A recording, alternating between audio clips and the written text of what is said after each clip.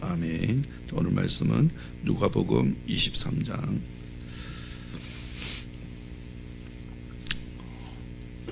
고난중 안에는 가상 7은 십자가 위에서 남기신 7마디 말씀 살펴보려고 합니다.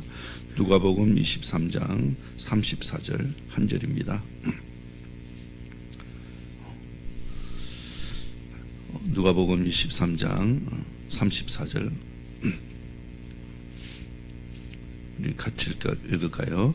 이에 예수께서 이르시되 아버지 저들을 사하여 주옵소서 자기들이 하는 것을 알지 못함이니이다 하시더라. 그들이 그의 옷을 나누어 제비 뽑을세.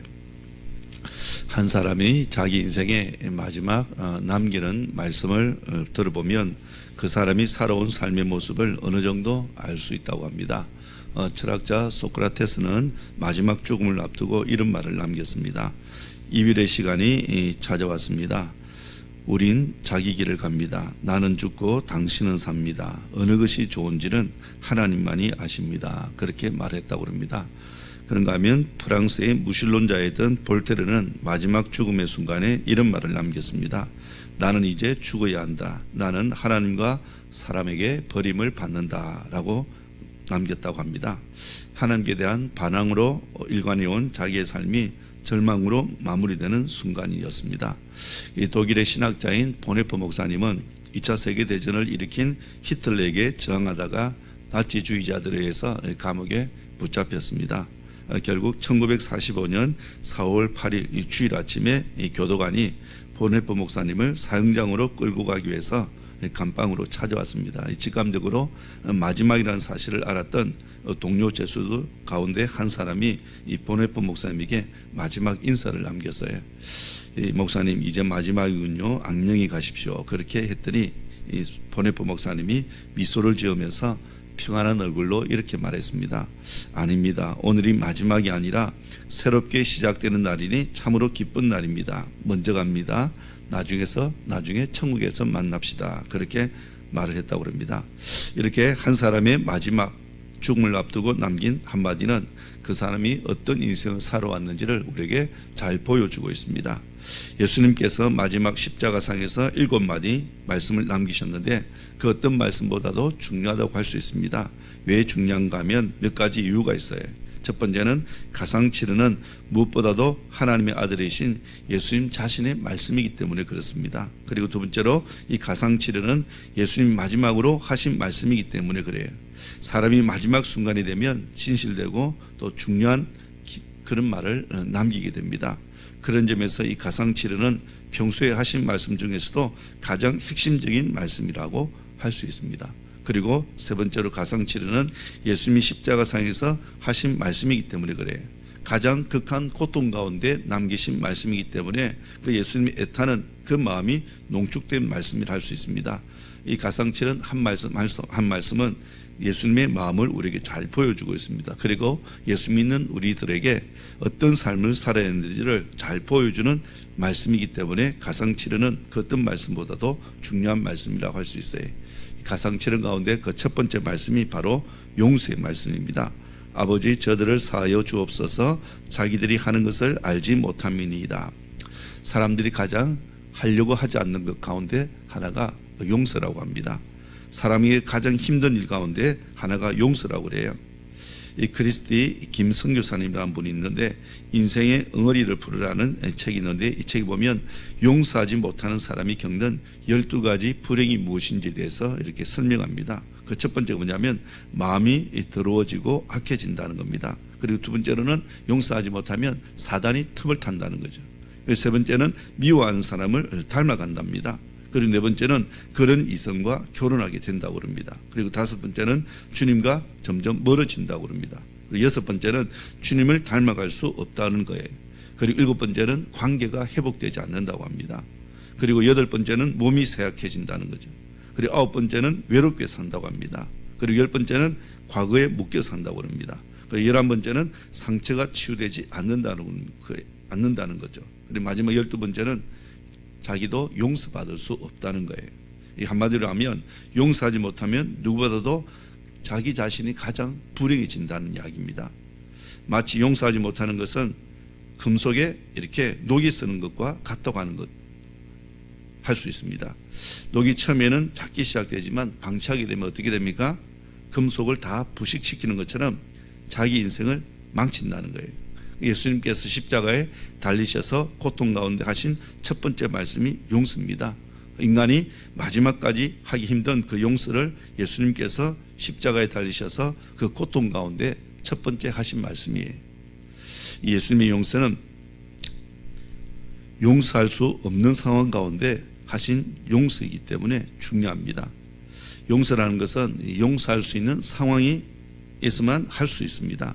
용서할 수 있는 힘과 또 마음에 어느 정도 여유가 있어야 용서할 수 있다고 그럽니다. 그래서 어느 정도 시간이 다 지나고 난 이후에, 그리고 끓어오르는 분노가 다 사라지고 난 이후에, 또 마음의 상처가 치유되고 마음이 안정이 있을 때 용서할 수 있다고 합니다. 그런데 지금 예수님은 십자가상에서 죽음의 고통을 겪고 있습니다. 어제 말씀드린 것처럼 로마 군병들에게 조롱받으시고 지나가는 자들에게도 이렇게 수욕과 모욕을 받으시고 그 대제사장들과 서기관들에게, 그리고 십자가 위에 달린 강도들마저도 예수님을 이렇게 모욕하는 그런 수치를 다 받으셨어요. 육체적인 고통에다가 아마 정신적인 고통뿐만 아니라 영적인 고통, 하나님 아버지로부터 버림받는 영적인 고통까지 그렇게 당하셨어요. 용서할 수 있는 힘과 여유가 전혀 없습니다. 그러니 도저히 용서할 수 있는 그런 상황이 아니라는 겁니다. 그럼에도 불구하고 예수님이 용서하셨어요. 여러분, 용서는 상대방이 잘못을 인정할 때 할 수 있습니다. 자신의 죄를 용서해달라고 용서를 구할 때 용서할 수 있습니다. 그런데 지금 예수님은 십자가에 못 박은 사람들이 자신들의 잘못을 인정하는 것은 고사하고 자기들의 잘못을 전혀 인정하지 않습니다. 전혀 알지 못하고 있어요. 오히려 예수님을 조롱하고 욕하고 있습니다. 예수님께서 지금 용서할 수 없는 그런 상황 가운데 도저히 용서하지 못할 사람들을 용서하고 계시는 거예요. 예수님께서 보여주신 용서야말로 진정한 의미에서 용서라고 할 수 있습니다. 근데 여러분, 이 진정한 이 용서는요, 사랑에 기초한 행위라는 걸 기억하셔야 됩니다. 예수님의 용서가 사랑에 기초한 것임을 알 수 있는 것은 예수님이 어떻게 말씀하셨어요? 아버지여, 자기들이 하는 것을 알지 못함이니이다. 그렇게 말하고 있습니다. 무슨 말입니까? 자신들이 지금 무슨 일을 하고 있는지 몰라서 그렇게 했다는 이야기예요. 자기들이 하는 말이 장차 자기들에게 어떤 결과를 가져올지 몰라서 그렇게 말했다는 거예요. 그러니까 어리석고 무지해서 한 짓이니까 용서해 달라고 그렇게 기도하신 거예요. 이게 바로 사랑에 기초한 거라는 겁니다. 오늘 예수님께서 십자가 위에서 고통 가운데 외치신 이 말씀은 오늘 우리에게 너무나 소중한 메시지를 주고 있습니다. 왜냐하면 사실 우리도 알고도 죄를 짓지만 무슨 죄를 짓고 있는지도 모른 채 죄를 범할 때가 많기 때문에 그래요. 내가 지은 죄가 나중에 어떤 결과를 가져오게 될지 모른 채 죄를 지을 때가 많다는 겁니다. 그래서 나중에 보면, 깨닫고 보면 후회할 때가 참 많습니다. 그런데 나중에 보면 그 죄를 반복할 때가 얼마나 많은지 모릅니다. 예수님께서는 이런 연약한 우리를 다 알고 계셨다는 겁니다. 그래서 주님께서 자기들의 하는 것을 알지 못함이니이다. 그렇게 말씀하셨던 거예요. 여러분, 우리가 연약해서 지은 모든 죄를 예수님께서 십자가에서 깨끗하게 용서해 주셨다는 걸 여러분 기억하셔야 됩니다. 그래서 십자가에서 말씀하신 이 용서의 메시지는 우리도 용서하는 삶을 실천하라고 주신 말씀인 줄 믿습니다. 내가 너희를 이렇게 용서한 것처럼 너희들도 이렇게 용서하는 삶을 살아가는 그런 메시지예요. 예수님께서 도무지 용서할 수 없는 사람들을 용서해 주신 것 같이 우리도 이 세상에서 용서할 수 없는 그런 사람들을 용서하라는 거예요. 원수까지도 용서하라는 겁니다. 여러분, 우리가 왜 용서하는 삶을 살아야 되는가 하면 첫 번째는 우리가 용서의 은혜를 받은 사람이기 때문에 그렇습니다. 여러분, 용서받은 사람들이 해야 될 의무가 바로 뭐예요? 우리도 용서하는 거예요. 여러분, 용서는 그리스도인의 의무입니다. 무능력해서가 아니고 먼저 우리가 용서의 은혜를 입었기 때문에 우리가 용서해라는 거예요. 여러분, 신앙이 좋다는 건 과연 뭘 이야기할까요?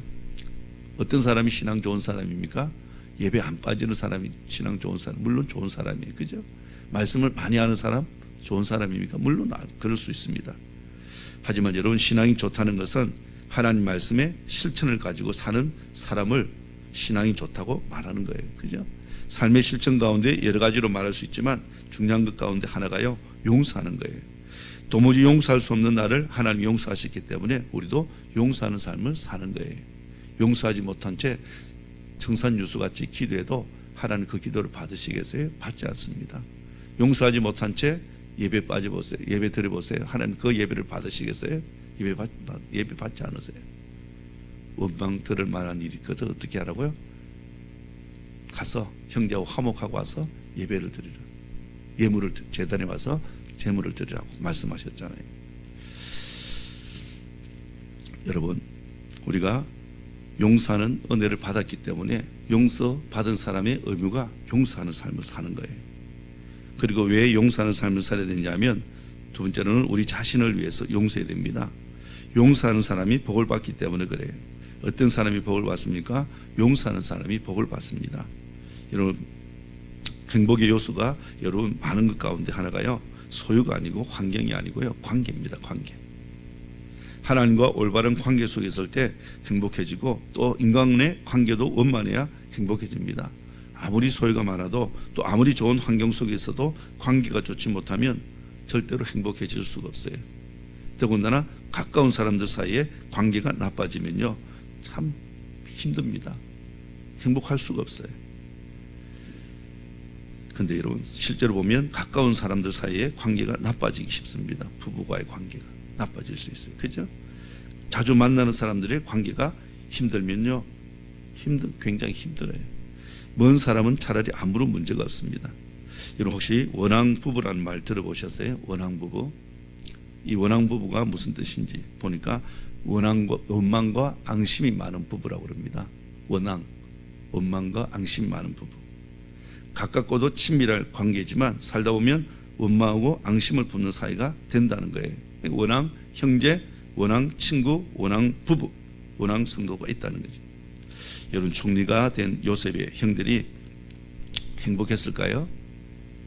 동생이 총리잖아요. 행복했을까요?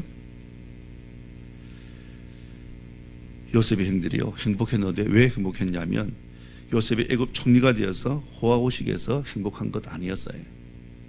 요셉의 용서가 있었기 때문에 행복했던 겁니다. 관계가 회복되었기 때문에 행복했던 거죠. 아버지 야곱이 죽고 난 이후에 요셉의 형들이 벌벌 떨었습니다. 아버지가 돌아가시면 혹시 요셉이 복수하지 않을까, 그렇게 두려운 마음을 가졌어요. 걱정했습니다. 그때 요셉이 형들에게 이런 이야기합니다. 창세기 50장 19절 21절입니다. 두려워 마소서, 내가 하나님을 대신하리이까. 당신들은 두려워 마소서, 내가 당신들과 당신들의 자녀들을 기르리이다 하고 그들을 간곡한 말로 위로하였더라 그랬습니다. 요셉이 형들을 용서했으니까 요셉의 형들이 행복해진 거예요. 용서할 때 우리 마음에 평안이 찾아오고 건강하고 행복한 삶을 살 수 있다는 걸 기억하셔야 됩니다. 근데 용서하지 못하면요, 마음도 불편하지만 특별히 육체도 여러분 건강상에 많은 문제가 일으킵니다. 정신적으로 또 신체적인 건강에도 직접적인 영향을 끼칩니다. 여러분, 용서하지 않고 분노하는 마음을 가지고 살면 여러 가지 질병의 원인이 된다고 합니다. 특별히 신장병이나 고혈압, 또 신경통의 계통에 있는 그런 병들의 원인이 된다는 거죠. 용서하지 않으면 몸과 마음이 함께 죽어간다는 거예요. 오래전에 미국 조지아주 한 도시에서 재판이 열렸습니다. 피고는 흑인 켈빈 존슨이라는 사람이었는데 백인 여자를 성폭행했다는 혐의로 기소가 되었습니다. 그런데 공교롭게도 배심원 전원이 백인이었습니다. 흑인 켈빈 이 존슨을 이렇게 진범으로 그렇게 의심을 했어요. 이 존슨이 알리바이가 이렇게 분명하게 이렇게 이야기를 해도 무시해버리고 백인 여자의 성폭행범으로 이렇게 그만 결정을 하고 말았습니다. 이렇게 해서 이 켈빈 존슨이 애매하게 이렇게 복역하게 됩니다. 그 재판정에서 존슨이 이렇게 최후 진술을 했습니다. 하나님이 내 증인입니다. 나는 결코 진범이 아닙니다. 누명을 벗도록 나는 날마다 기도할 것입니다. 그렇게 말을 했다고 합니다. 그런데 이 감옥에서 몇 년을 복역했냐면 16년을 복역한 거예요. 자기가 죄를 짓지 않은데도 불구하고 16년을 복역했습니다. 16년이 지나고 난 이후에 어떤 계기가 마련되어서 유전자 DNA 검사를 받게 되었습니다. 그러니까 유전자 결과 이 켈빈 존슨이 진범이 아닌 것이 밝혀진 거예요. 재심을 위해서 이 법정에 나온 존슨의 손에 이 신약 성경이 들려져 있었습니다. 무죄를 선고받은 이 존슨에게 기자들이 질문을 했습니다. 존슨 씨, 당신은 16년간이나 감옥에서 썩게 만든 이렇게 판사와 배심원들을 정오하지 않습니까? 보복하고 싶지 않습니까? 그렇게 이야기했더니 이 존슨이 이렇게 이야기했습니다. 아니요. 분노와 정오를 내 마음에 담고 있으면 그것이 나를 죽입니다. 나는 살고 싶습니다. 이제 출소하면 나는 일자리를 구할 겁니다. 그렇게 대답을 했다고 합니다. 여러분 16년 짧은 세월이 아니잖아요. 얼마나 억울합니까? 억울하다고 이야기해야 되잖아요. 그죠? 보복하고 싶다고 이야기해야 되잖아요. 근데 용서하고 싶다. 용서하지 않으면 그게 나를 죽인다는 거죠. 얼마나 현명한 선택인지 모릅니다. 여러분 용서하지 못하면 자신의 몸과 마음이 죽어간다는 걸 알기 때문에 무엇보다도 자신이 불행한 진다는 걸 믿었기 때문에 그렇게 이야기를 했던 거예요. 우리가 용서해야 하는 중요한 이유가요, 무엇보다도 우리 자신을 위해서라는 걸 기억하셔야 됩니다. 우리 마음에 상처를 주고 마음의 멱살을 잡고 있는 원수 같은 사람이 있으면 십자가의 사랑으로 우리가 용서할 수 있어야 됩니다. 물론 자신에게 심각한 고통과 상처를 입힌 사람 용서하는 것 쉽지 않는 일입니다. 하지만 우리가 하나님 앞에 결단하고 십자가의 사랑으로 용서하면 하나님께서 놀라운 평안과 자유함을 주세요. 그러기에 우리 자신이 행복하기 위해서 용서를 실천하고 살아갈 수 있어야 됩니다. 말씀을 맺겠습니다. 먼저 우리 자신이 주님으로부터 용서받았습니다. 용서받을 자격이 있어서 용서받은 것 아니에요. 도무지 용서받을 수 없는 죄인인 저와 여러분을 주님께서 용서해 주셨습니다. 그죠? 하나님과 원수되었던 사람, 그죠? 우리를 용서해 주시고 하나님의 자녀로 삼아 주셨어요. 이 고난주간을 보내면서 이 십자가의 주님을 묵상하면서요, 주님으로부터 내가 용서받았기 때문에 그 용서의 힘으로 우리가 용서할 수 있는 그런 사람이 되었으면 좋겠어요. 그래서 용서받은 그 사랑으로 우리도 용서를 실천하고 살아가는, 그래서 우리가 마음의 상처 없이 관계를 회복하고 이렇게 살아가는 오늘 저와 여러분 되시기를 주님의 이름으로 축원합니다.